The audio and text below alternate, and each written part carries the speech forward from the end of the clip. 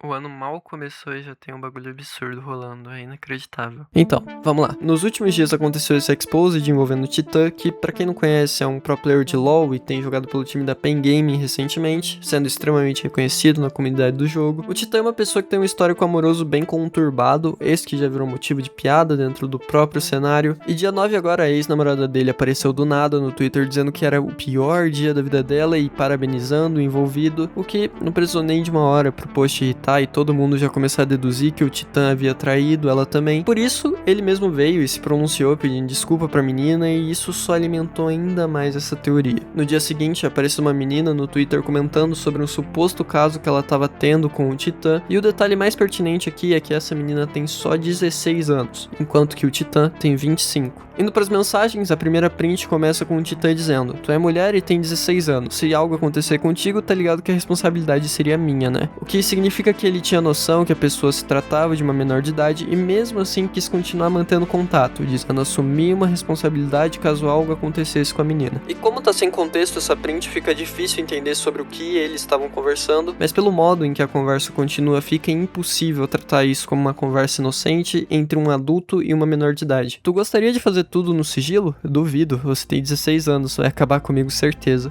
Além de ter uma outra print em que novamente ele reafirmava que a menina era neném demais e que provavelmente daria ruim se eles ficarem, e quanto a isso, surgiu uma print depois em que a menina dizia que provavelmente daria ruim mesmo. Nesse momento ela chega a dizer que não daria problema se fosse no sigilo, o que contextualiza o print anterior, mas isso ainda assim não altera o ponto principal da situação. Mesmo que ela estivesse dando corda e fazendo parecer querer algo com o Titã, quem é o adulto da conversa ainda é ele, e é ele quem tá comprando a ideia da menina totalmente até agora. Não sendo o suficiente, ainda surge um vídeo onde ele teria mandado uma foto de cueca pra essa menina dizendo que ele tava muito gostoso, e nesse caso se adequaria como importunação sexual por conta do contexto em que a menina diz que a imagem foi enviada, e juntando com o fato de que ele sabia se tratar de uma menor de idade, isso pega muito mal. Eu sei, é um papo muito torto, muito esquisito, tanto que isso me fez ter sinceras dúvidas se tudo isso que ela tava alegando era verdadeiro ou não, até porque a maioria dos prints estavam sem contexto, e como a conta sumiu logo depois que postou, eu achei que se tratava de algo fake. Só que enquanto eu tava com essa dúvida, apareceu um update importante sobre esse caso que é bastante pertinente, em que surgiu uma outra menina relatando uma situação parecida. Segundo ela, na época ela tinha 15 anos, enquanto o Titã tinha 19. Ela afirma que ele demonstrava interesse em vê-la pessoalmente, mesmo os dois morando em estados diferentes. De acordo com a menina, apesar de que ele tenha deixado claro que eles não fariam nada sexual, haviam conversas que tinham segundas intenções no meio. Mas novamente, é importante deixar claro que o ponto principal aqui não é só a diferença de idade, e sim um padrão de comportamento que começa a se repetir quando mais de um relato aparece. Quando surge uma segunda história com contextos diferentes, em épocas diferentes, mas com semelhanças claras, fica cada vez mais difícil de tratar tudo isso como um mal-entendido isolado ou algo tirado de contexto. Enfim, ao que tudo indica até o momento, diante de tudo que veio à tona até agora, não surgiram indícios de manipulação de prints ou conversas forjadas. E acho que isso acabou ficando claro não só por conta dessa página que apareceu dizendo muito mais sobre o assunto, também tendo a segunda menina envolvida que apareceu depois com essas prints, além de que eu considero muito o que foi dito pelo próprio advogado João Dissense, que disse ter visto mais coisas sobre o caso que realmente era bem mais pesado do que parecia, além de ter dito se decepcionar com o Titã. Mesmo assim, eu comecei a segurar esse vídeo por um tempo, porque eu sempre tento tratar essas situações com cuidado e não sair falando antes de existir alguma consequência ou posicionamento oficial, e incrivelmente por ter esperado o tempo suficiente, esse posicionamento acabou vindo, não por parte do Titã, mas sim por parte da organização que se pronunciou e decidiu afastar o Titã do time por tempo indeterminado, justamente por conta de todas as polêmicas que estavam rolando no momento. O que, querendo ou não, mostra que a organização entendeu a gravidade do que veio à tona e que isso deixou de ser só um assunto besta de Twitter. Ao mesmo tempo, como eu disse antes pra vocês, o próprio Titã ainda não fez nenhum pronunciamento público sobre tudo isso, mas eu acredito que não vai demorar muito tempo pra começar a aparecer alguma coisa sobre. E outra coisa que eu preciso dizer antes que o debate desande, baseado em tudo que a gente já viu anteriormente aqui na internet sobre casos parecidos, é que é importante tomar cuidado com os termos que a gente usa nessa situação. E apesar de que a gente concorde que tudo isso é imoral e nojento, pela lei, isso não se enquadra como pedofilia. E eu digo isso porque não é de hoje que o pessoal começa a chamar uma pessoa disso e acaba sendo processado pela pessoa e perdendo o processo por não conseguir provar seu ponto. Então é extremamente importante tomar esse cuidado quando a gente acusa alguém de um crime que não se enquadra exatamente com a lei. De qualquer forma, mesmo já tendo existido uma consequência dentro do cenário competitivo com o Titã fora do time, até o momento isso ainda não tomou proporções maiores fora desse contexto, mas pelo ritmo que as coisas estão andando, novos relatos tendem a surgir. E sinceramente, quanto mais tempo ele demora para se pronunciar sobre isso, mais espaço se abre para especulação e para que a narrativa sobre o caso seja construída sem a versão dele. Apesar de ser entendível que tudo isso exija um pronunciamento longo e bem estruturado, algo que não surge de uma hora para outra, ficar em silêncio por tanto tempo também cobra um preço, que é justamente qualquer narrativa poder ser construída sem ele. Mas o que mais me frustra de verdade é que eu tinha uma visão bem positiva em relação ao Titã, ao menos acompanhando a carreira dele no competitivo. Quase 10 anos de carreira só como profissional, tendo ironicamente 16 anos na época em que ele jogava em 2016, sempre com várias pessoas na volta dele elogiando o modo como ele jogava. Eu tô ligado que o cara já era zoado dentro da comunidade por seu histórico de traição, que apesar de já demonstrar ter uma índole moral questionável, não chegava nem perto de ficar com essa imagem que ele vai ter daqui pra frente em relação a polêmicas assim. E é por isso que, pra mim,